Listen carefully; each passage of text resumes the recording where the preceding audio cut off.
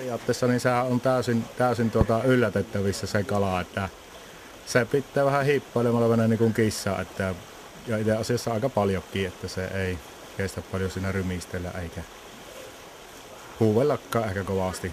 Että se on aika nopea hauki lähtemään. Se sanonta pitää, että lähtee kun hauki rannasta, niin paikassa.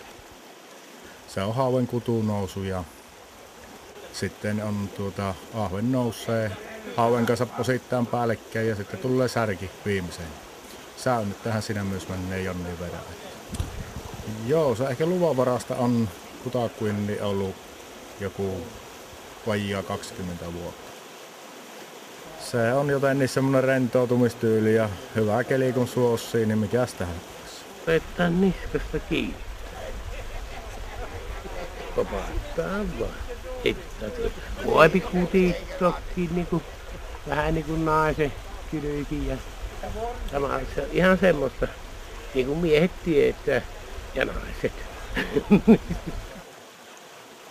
Kiintoinen tapahan se on, kun siinä pystyy seuraamaan sitä saalistaan tavallaan ja sillä on pakenemismahdollisuus. Ja 6 kiloa 100 on minun ennätys. Ja useita on semmoisia 5 kiloa ja 4 kilon 800 semmoinen. Sillä me käytetään, jotka kerran tätä hommaa harrastaa, niin kepilästä siirrellään lähemmäksi semmoiseen paikkaan, että pystyy sen nappaamaan. Ei kun makkaran painamaan.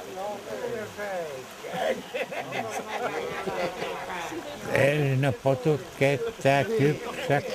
Vettä tietenkin. Sipulia ja pippuria haluaa sitten kalaakin. Ehkä minä sen kummemmin.